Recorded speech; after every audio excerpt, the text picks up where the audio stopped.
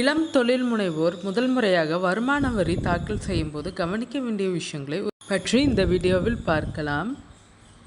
நடப்பு நிதியாண்டிற்கான வருமான வரி தாக்கல் செய்வதற்கான கடைசி நாளான ஜூலை 31 மிக வேகமாக நெருங்கி வருகிறது. இதனால் இந்த ஆண்டு முதன்முறையாக வரி தாக்கல் செய்யவிருக்கும் இளம் தொழில் முனைவோர் மற்றும் ஃப்ரீலான்சர்கள் மத்தியில் சில குழப்பங்களும் பதற்றமும் காணப்படுகிறது. தொழில் தொடங்கும் ஆரம்ப கட்டத்தில் பலருக்கும் வரி நடைமுறைகள் கடினமாக தோன்றலாம்.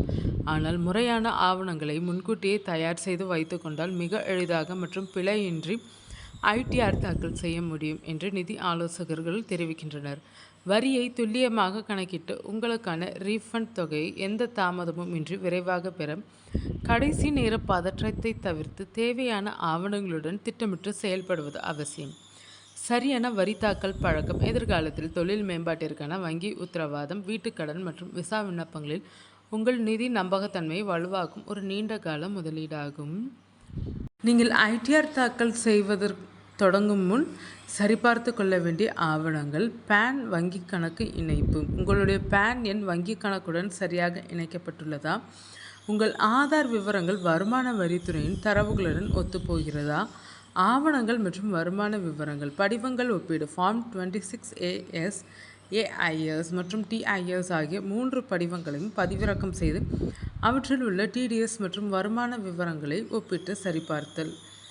சம்பளம், வங்கி வட்டி, ஃப்ரீலான்ஸ் வருவாய், வாடகை மற்றும் மூலதன லாபம் போன்ற அனைத்து வழிகளிலிருந்தும் வந்த வருமானங்களை பட்டியலிடுதல். தேவையான சான்றிதழ்கள்: ஃபார்ம் 16 சம்பள ரசீதுகள், வங்கி கணக்கு அறிக்கைகள் மற்றும் வட்டி வருமான சான்றுகளை தயாராக வைத்திருத்தல். வரி விலக்குகள்: நீங்கள் கோர விரும்பும் முதலீட்டு சான்றுகள் மற்றும் கழிவுகளுக்கான ஆதார ஆவணங்கள் சரியாக உள்ளதா? ரீஃபண்ட் பணம் வந்து சேர வேண்டிய வங்கி கணக்கு எண் மற்றும் IFSC குறியீடு துல்லியமாக உள்ளதா? உங்கள் வருமான வகைக்கு பொருந்தக்கூடிய சரியான ஐடிஆர் படிவத்தை ITR 1, ITR 4 போன்றவை தேர்வு செய்தல்.